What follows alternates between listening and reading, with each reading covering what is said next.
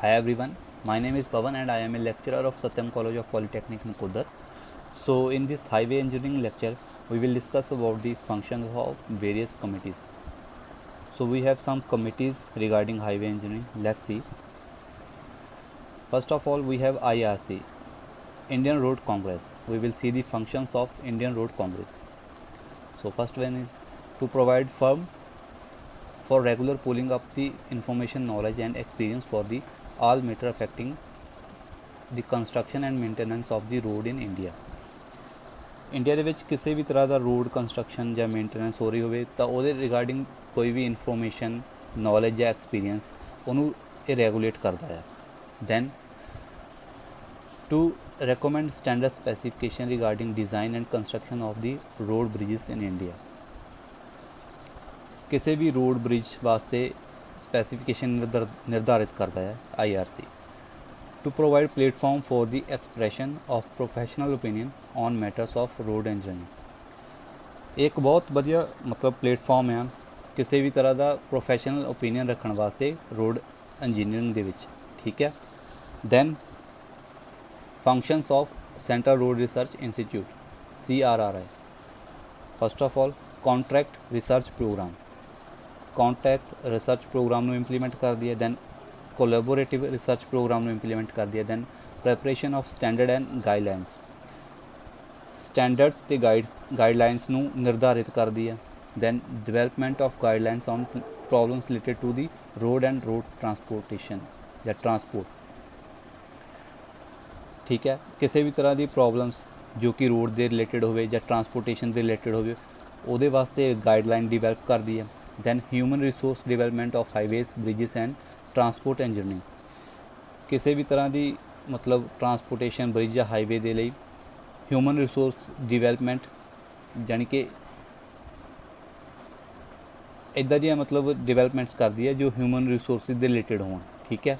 Then functions of ministry of road transportation and highway MORTH and H।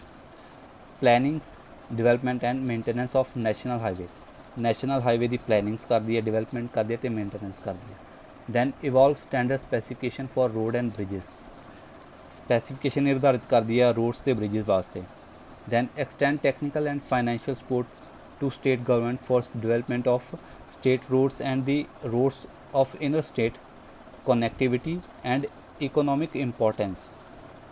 ਕਿਸੇ ਵੀ state ਦੇ roads ਬਣਾਉਂਦੀ ਆ ਜਾਂ ਕਿਸੇ ਵੀ ਸਟੇਟ ਦੇ ਵਿੱਚ ਜਿਹੜੇ ਇੰਟਰਸਟੇਟ ਕਨੈਕਟੀਵਿਟੀ ਰੋਡਸ ਹੁੰਦੇ ਆ ਉਹਨੂੰ ਮਤਲਬ ਮੇਨਟੇਨੈਂਸ ਜਾਂ ਉਹਨੂੰ ਮਤਲਬ ਕੰਸਟਰਕਟ ਕਰਦੀ ਆ।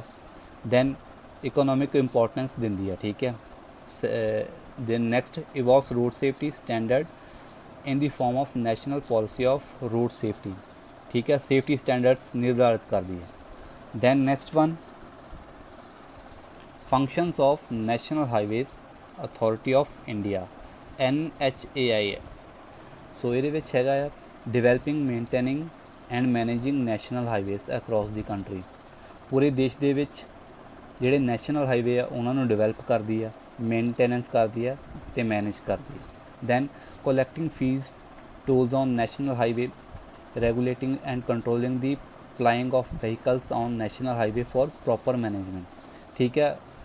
ਕਿਸੇ ਵੀ ਤਰ੍ਹਾਂ ਦੀ ਫੀਸ ਜਿੱਦਾਂ ਚਲਾਨ ਹੋ ਗਏ, ਟੋਲ ਟੈਕਸ ਹੋ ਗਏ, ਇਹ ਸਾਰੇ ਮਤਲਬ ਕਲੈਕਟ ਕਰਦੀ ਹੈ NHAI। ਦੈਨ ਰੋਡ ਦੇ ਉੱਪਰ ਜਿਹੜੇ ਵਹੀਕਲਸ ਚੱਲਦੇ ਆ ਉਹਨਾਂ ਨੂੰ ਪ੍ਰੋਪਰ ਮੈਨੇਜ ਕਰਦੀ ਹੈ ਤਾਂ ਕਿ ਪ੍ਰੋਪਰ ਰੈਗੂਲੇਸ਼ਨ ਬਣਿਆ ਰਹੇ। Then ਐਡਵਾਈਜ਼ਿੰਗ the centre government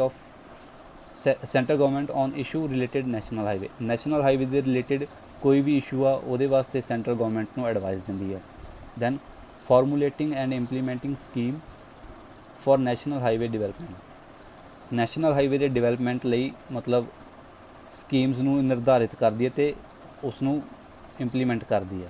then providing facilities and amenities to national highway users necessary for the smooth flow of traffic on such highways, ਠੀਕ ਹੈ। ਨੈਸ਼ਨਲ ਹਾਈਵੇ 'ਤੇ ਪ੍ਰੋਪਰ ਟਰੈਫਿਕ ਸਮੂਥਨੈਸ ਵਾਸਤੇ ਜਿਹੜੀ ਆ ਫੈਸਿਲਿਟੀਜ਼ ਪ੍ਰੋਵਾਈਡ ਕਰਵਾਉਂਦੀ ਹੈ ਲੋਕਾਂ ਨੂੰ, ਠੀਕ ਹੈ। ਸੋ ਇਹ ਸੀਗੇ ਆਪਣੇ functions of various committees regarding the highway engineering. If any doubts occur, please tell us in comment box.